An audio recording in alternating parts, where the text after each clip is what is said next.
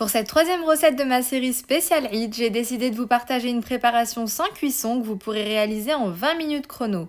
Alors on va faire des sortes de petits Raffaello maison qu'on va joliment décorer. On aura l'impression d'avoir une pâtisserie de fou alors que pas du tout. Allez, c'est parti pour la recette, mais n'oubliez pas de vous abonner à ma chaîne si ce n'est pas encore fait, ainsi qu'à mes comptes Instagram et Snapchat. Allez, c'est parti. Donc si vous entendez du bruit derrière, c'est qu'aujourd'hui je suis accompagnée de Leïna et Livia pour cuisiner. Donc j'ai préparé mes ingrédients et on va commencer. Alors j'appellerai pas ça une recette, je dirais plus que c'est un assemblage de deux ingrédients.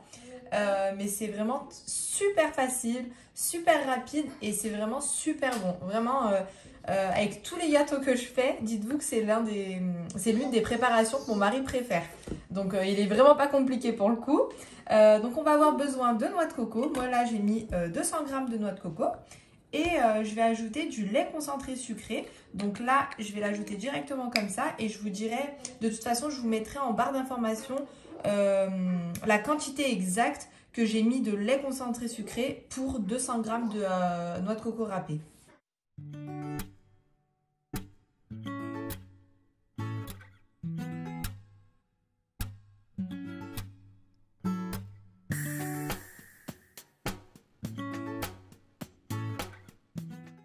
Je vous montre un petit peu comment la pâte doit être. Donc moi, pour 200 g de noix de coco râpée, j'ai mis 400 g de lait concentré sucré. Donc là, on obtient une pâte qui se tient assez bien.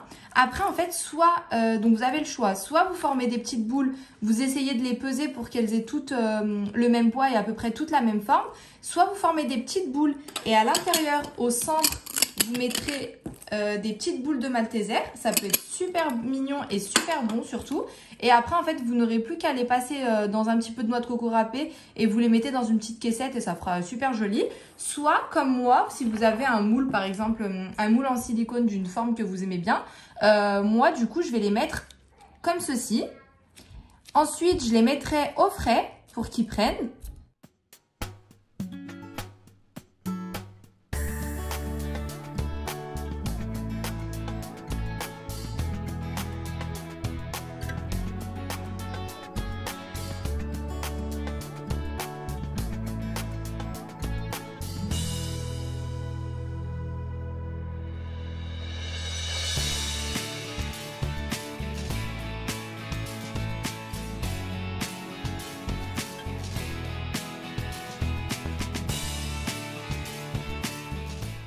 Pendant que mes petites boules sont en train de prendre au frigo, moi j'en profite pour faire fondre mon chocolat blanc.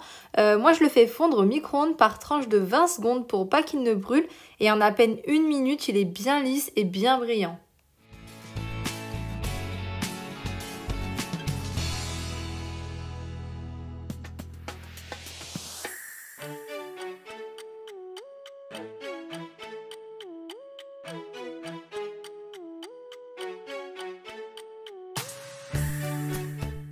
Comme vous pouvez le voir, mes petits gâteaux se démoulent hyper facilement. Je les mets juste sur une feuille de papier cuisson et à l'aide d'une poche à douille, je fais couler du chocolat blanc. Et en fait, directement, avant même que le chocolat blanc ne sèche, je dépose des petites pétales de fleurs séchées. Faut savoir que vous pouvez mettre vraiment ce que vous voulez, de la poudre de pistache ou même des petites billes de chocolat par exemple.